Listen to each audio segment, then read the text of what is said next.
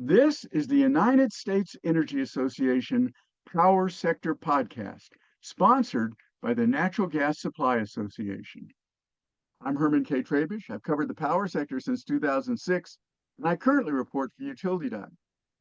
In this episode of the podcast series on groups leading the emergence of 21st century power, we're going to talk with Heathe Reams, president of Citizens for Responsible Energy Solutions, which advocates for conservative solutions to meet U.S. energy needs. Heathe's going to describe CRES, its achievements, its current topic focuses, and its current policy targets.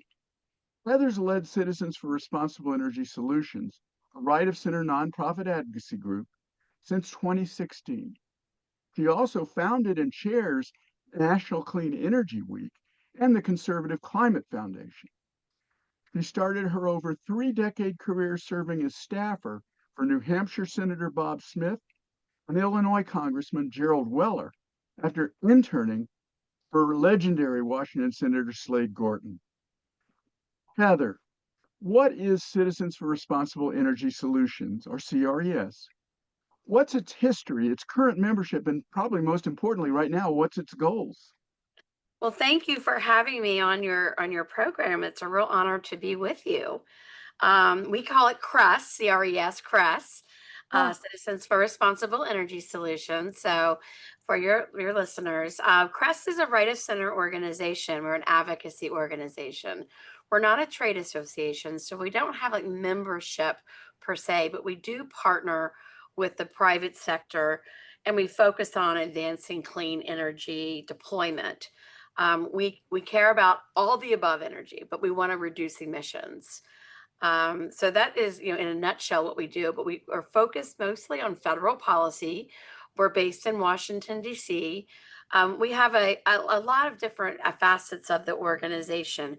We do a lot of education. We have through convenings, white papers.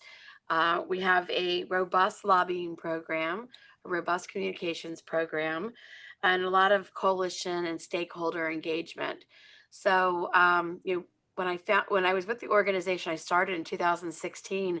There wasn't much of a space for the right of center talking about, and then also lowering emissions. It's not something you think about Republicans talking about. So we really tried to show that yes, you can lower emissions through an all the above approach, and that there's a place for Republicans at the table. Our goal is ultimately bipartisanship, that Republicans and Democrats are working together to solve big problems, like our energy needs, like national security challenges, like protecting our environment. And this requires both sides of the aisle to work together. So we have a very pragmatic approach, although we do come from the right of center in our approach. I think that the last time I checked, I think our Constitution makes room for everybody that's a citizen and minds their manners at the table, Heather. So I'm thrilled to hear you say that.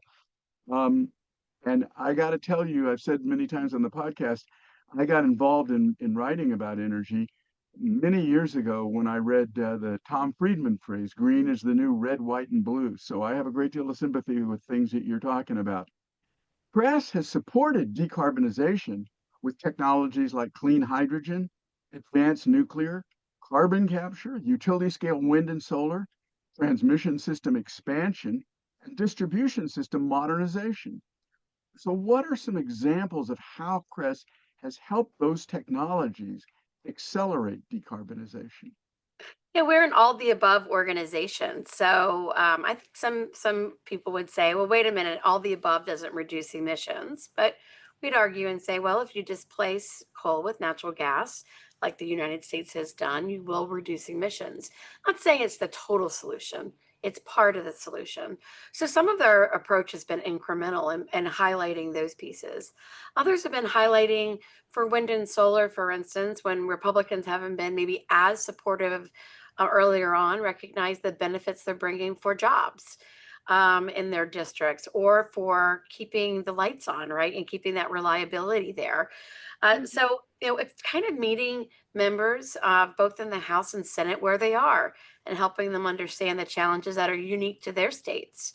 Also, when you're thinking about jobs, maybe in a state like Washington State, there's a lot of hydropower, but they're not necessarily focused on a lot of solar. But another state like North Carolina cares a lot about solar. So you're trying to compare the similarities and differences and how they can work together to serve the people in each of their states, and come together and in Congress. So sometimes it's that practical and that common sense. Other times it's really putting together like white papers or diving deep into a new technology. We recently have a paper on blue hydrogen that talks about the economic benefits of blue hydrogen. And as you know, right now we're in reconciliation, we're talking about a hydrogen tax credit and whether or not it should remain as part of the tax credits that the government is providing those that are creating it. So this is, yeah, Let but me by the let way, me we think it should stay, but there's a paper there talking about it. So there's sometimes it's matchmaking, sometimes it's pollination, and a lot of times it's educating. Okay, just for our listeners, we're recording this on June 3rd, so uh, we are in a time when things are moving very, very quickly on Capitol Hill. So it's worth noting that whatever you might say in this moment, in the next moment, it might be different. Certainly in Washington, don't you know it? Exactly. Um, Citizens for Responsible Energy Solutions has recently issued statements, beside the one you mentioned, supporting the clean energy tax credits and offshore wind. And there was a statement there for advancing permitting reforms. So right now, what are the solutions on your radar? What are you working on? You mentioned blue hydrogen, which would, of course, require carbon capture to make it blue. Um, how do all these things fit into your picture of the larger U.S. energy mix? Yeah, I think it's, there's different kinds of energy in different in states. And I think members of Congress are motivated by what they have in their state, and in their districts. So meeting them where they are, not, being all the above means making sure everything is on the table. And I think those members who have, certain technology or a certain resource in their state care about it. We're going to advocate for it. But let's stitch that together for a U.S. energy dominance or U.S. energy, whatever that is, you want to call it, abundance. And that's really what we're working for, is recognizing the benefits, all that these different and unique states have, but also recognizing we need to reduce emissions. And we can do that because of innovation and technology. So we're focused on US production, US investment, US leadership, US innovation, and ideally exporting those great innovations abroad so that those countries can also lower their emissions. But we do believe that the US has a unique role in being able to create those technologies and be at the forefront right here at home, and helping to lead the world. So, however we can meet those needs is what we're doing. So, if you mentioned offshore wind, the president has indicated he's not a fan of offshore wind for his own reasons. But if you ask the people in New England if they need offshore wind, they'd say absolutely, because our costs for energy are significant and we need new sources of energy to create more reliability and affordability. So that's why we're at the table. There's other parts of the world where offshore wind is really critical, to maintain that cost and affordability and reliability. And New England is another place we think that needs to happen. Not to say just New England, but that's a good example of a place. Or we're talking Right. about permitting reform and how it's harder to build transmission lines, where it's harder to build offshore, and doing any kind of development offshore. I mean, these are the places where the government can cut the red tape, and remove barriers so that we can have healthier productions, still having accountability on clean, and but we also need to make sure that we're meeting the needs of our growing country. So it's a balance that we're looking for, not just build just because, but also build because we need to, and make sure it's smart growth. This episode is brought to you by the Natural Gas Supply Association, a DC-based trade association that represents domestic producers and marketers of natural gas. Natural gas stands out as a fuel of choice for America's energy future. It is affordable, reliable, and sustainable. Today, natural gas powers a growing share of industrial facilities, data centers, homes, and also supports the expansion of renewable energy. The benefits of natural gas rely not only on expanding our nation's energy infrastructure, like pipelines and storage facilities, but also ensuring regulatory certainty so businesses can construct and maintain this infrastructure. The Natural Gas Supply Association advocates for permitting reform to streamline the process for approving necessary infrastructure projects without compromising environmental protections. The natural gas sector has proven itself adaptable and resilient, meeting rising demand while maintaining affordability. By investing in infrastructure, embracing permitting reform, and fostering a fact-based regulatory environment, we can ensure that natural gas continues to be a reliable foundation for America's energy future. It is our responsibility to strengthen this foundation today so that we can meet the energy demands of tomorrow. Learn more by visiting www.ngsa.org. Yeah, I really like that idea. And what comes to mind is an interesting situation with Virginia. Virginia has a utility that wants to expand its offshore wind resources. Current political circumstances make that difficult. Virginia also has one of the highest demands from data centers for energy, and that demand figures into literally U.S. energy security and the U.S. economy. So there you have one state that, through a series of phenomena pertaining to the wind and the energy sector, literally goes, as you said, to the national concern. Do you see what I'm saying there? I absolutely. Well, I also am from that region of Virginia, the Virginia Beach area, southeastern Virginia, and it also has military bases there.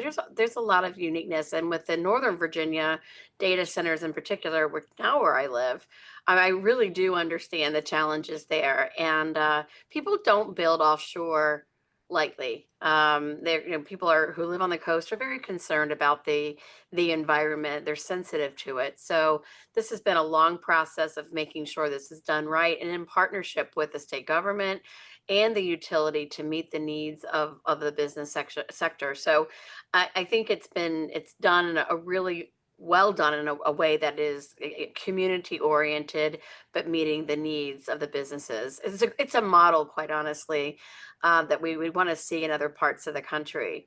So then that's a Absolutely. great example also of just of the need, right? And meeting a need. There's a lot of different ways to solve, to get in more energy, right? But this community determined that offshore wind was going to be part of the makeup. One more point on that. You mentioned the president has his concerns with offshore wind, but his concerns were formed a decade ago and by a small project that was built very near the coast. This Virginia offshore planning has taken it far off the coast where it can barely, if at all, be seen. It's a completely different technology. But let's not dwell on that. We did a whole, actually, just for your information, Heather, we did a whole series on offshore wind on the podcast. I want to move on to one more question, and I want to give you plenty of time to talk about it, because with all your experience on Capitol Hill, you have a profound understanding of what's going on there. So I want to ask you how you see the Senate addressing the House's reconciliation bill. It's in the hands of the Senate right now after the House passed it by one vote. How would you like to see the Senate handle the reconciliation bill issues? And if you have a minute, what about other CRES policy concerns right now? I appreciate the question, and as we know, this will likely change. But what came out of the House initially, what was introduced was needed to be improved upon. But what the final product that came out of the House really needs to be improved upon. It really would gut a lot of the energy innovation that we're seeing in our country, and a high demand era that we're entering in. that bill seems counterintuitive to the needs of our country. So my sense is there's a lot of politics in play there on the House, and of course the Senate, the deliberative body, as many people say. But the idea of having something done by the 4th of July. I'm skeptical of getting something done. I think the Senate's going to need more time. I understand that there are not necessarily red lines, but really rewrites happening with some of the language. That means it's going to take a little bit longer.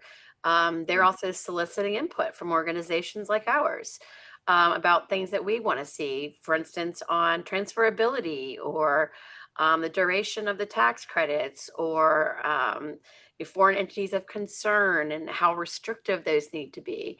So these are some areas that we have an interest in ensuring that there's a common sense approach. And so one piece of the new legislation wouldn't be, basically wiping out the other parts of it. So the foreign entity of concern is certainly one of those.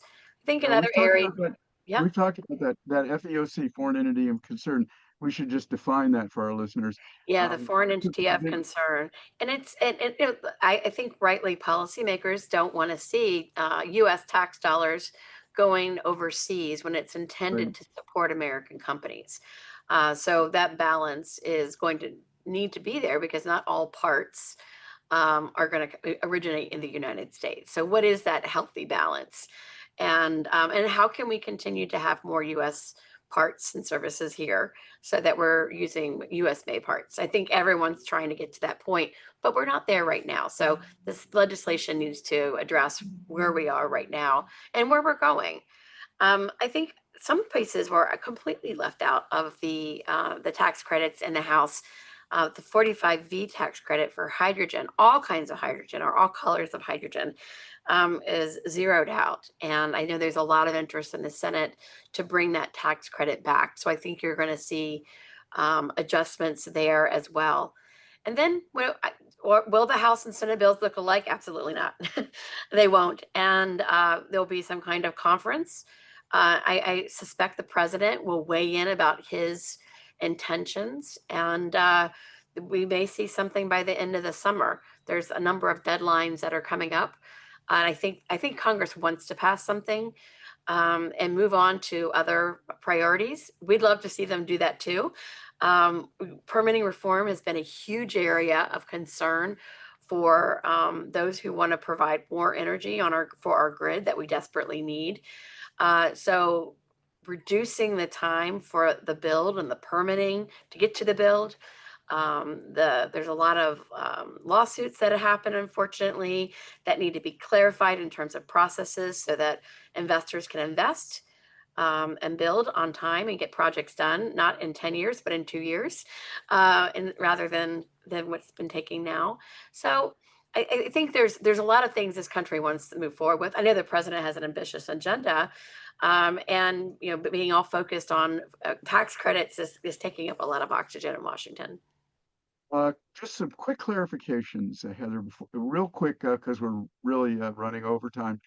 Number one, that process, if they go to conference, does that mean it's going to require 60 votes for passage, or will they be able to protect the reconciliation status and a 51 vote majority? Great question. That this is going to be preserved through reconciliation. So you're going to look for that those the bird bath of the parliamentarian, the Senate, to ensure Republicans want to make sure that we're going to have that lower threshold at 50+1. And what senators do you think we should be watching? I've heard Murkowski and Tom Tillis from North Carolina. What do you hear? Certainly, Murkowski and Tom Tillis have been vocal. Senator John Curtis from Utah was the head of the Conservative Climate Caucus in the House of Representatives. He's shown an interest in this space in the Senate, and I understand is briefing a lot of his colleagues about the benefits of clean energy. There was a letter that 4 senators signed. So in addition to the 3 we just referenced, Senator Moran from Kansas also signed a letter saying, well, wait a minute, let's take a look at these tax credits. Let's not just get rid of them all because they were passed in a previous Congress under a previous administration, but there are some benefits here. I want to have a thoughtful conversation. So I'm also watching Senator Moran and what his priorities will be in terms of the tax credits. But I'm also looking at Shelley Moore Capito. She's shown a lot of interest in the hydrogen tax credit, that 45V.